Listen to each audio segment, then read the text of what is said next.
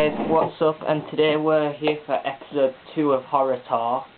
It went fairly well. Episode 1 it didn't get many views, but I know people are very much interested in seeing episode 2, which is on the sci-fi in the 2001 cult classic sci-fi film Donnie, Darko, which, if you've not seen it before, is a really good film.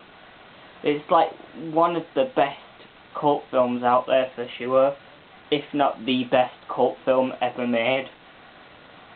It's very difficult to follow, and the themes are very much in your face. To me, the theme of the film is comparing suburban America to urban America, and how grimy, and how one is just as grimy as the other, but one has it more well hidden than the other, with the themes of paedophilia and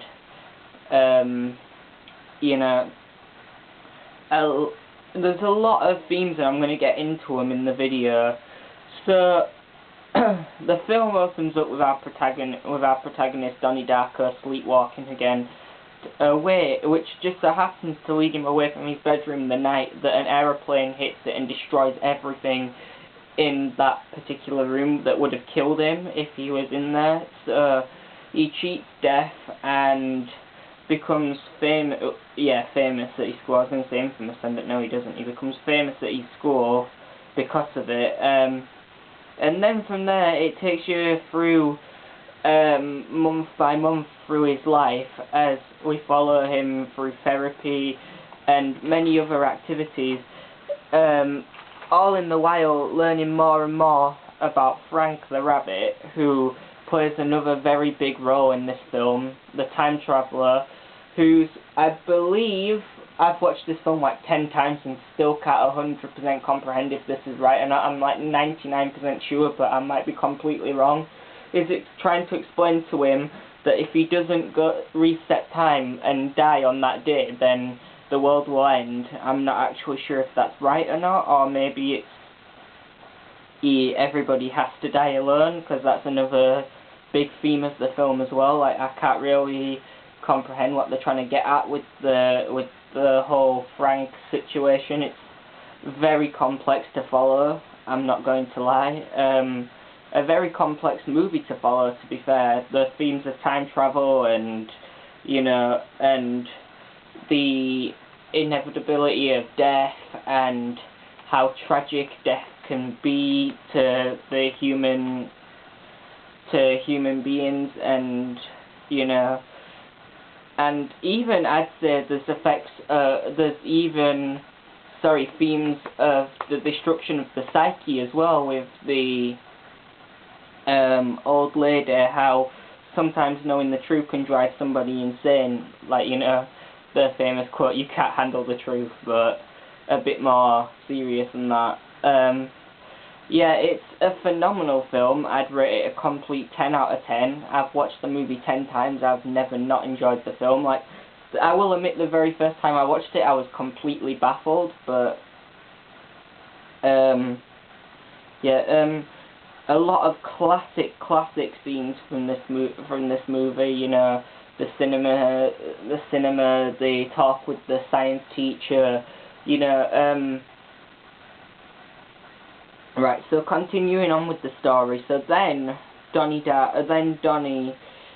is eventually introduced to Cunningham, I think that's how you say his name, a self-help guru who helps many families with situations such as children wetting the bed and shit like that. And then he's instructed by Frank to burn his house down, which reveals to everyone that it turns out that actually this guy had a dungeon full of kiddie porn that he was keeping, and this guy wasn't the saint that everybody had portrayed him to be. But despite even that fact, it shows that that this head of the school, the head teacher, still doesn't want to believe it, despite it being found, but wants to believe he was framed, which shows that maybe the authority figures are always the best for us that they've been made out to be, which is another interesting theme too with the film that I really enjoyed. Like, I'm really going more in depth with the analysis of this than any other film that I've done in the past, but I feel like it's the only way to do this film justification, because it's not a normal film.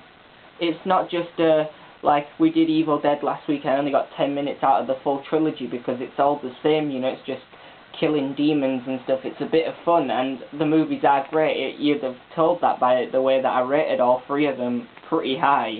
But this movie's on a different level. It's like you feel like you learn more and more every time you watch the film. At least I did anyway.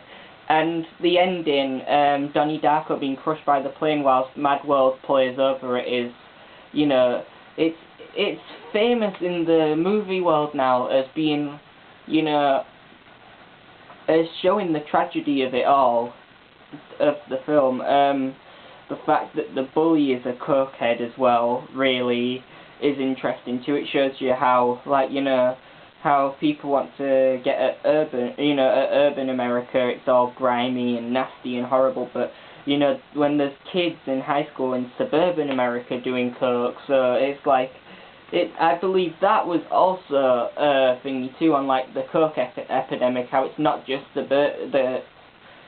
actually it might have even been crack, because it was crack that was an epidemic, weren't it? Maybe, no, it was coke, yeah, sorry, that's not crack. Yeah, thingy. But showing that the drug epidemic isn't just suburban, so it's, you know, I mean, sorry, isn't just urban and isn't just suburban, it's a cross problem across, but, like, you know, across all classes and everything.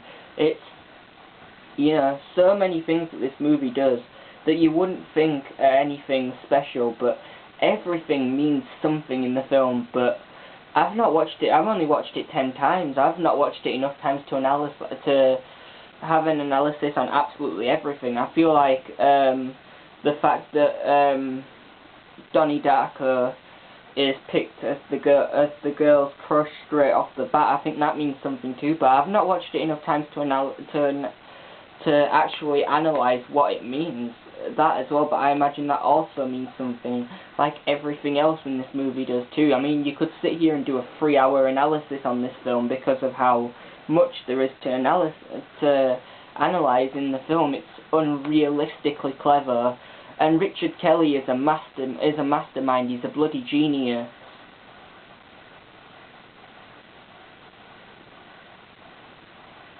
I also find it interesting too that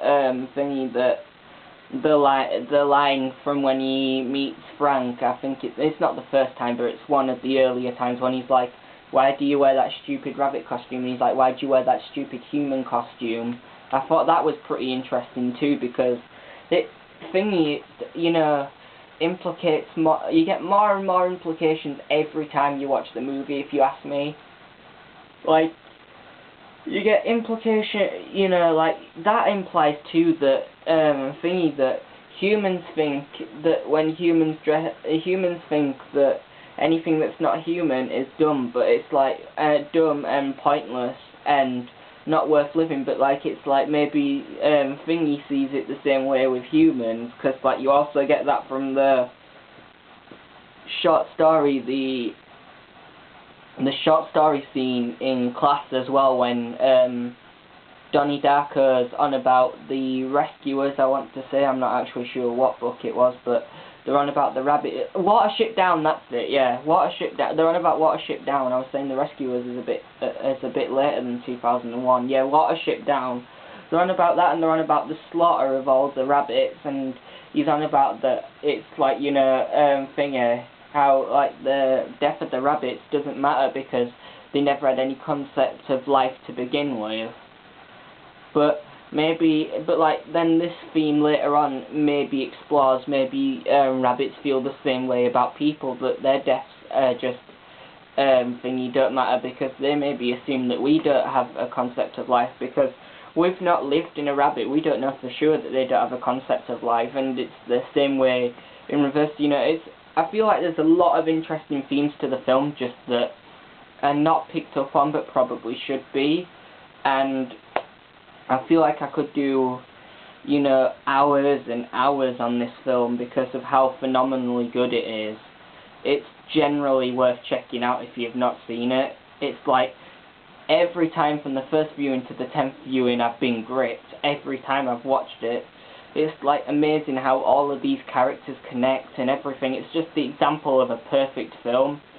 and that's why, like I said earlier, it gets a solid 10 out of 10, the first movie on Horror Talk, and it's not even really a horror film, but I'm including it on Horror Talk because it does have the elements of horror to it, and it is just a phenomenal movie, and I wanted to talk about it. So, 10 out of 10, perfect movie, and that's all.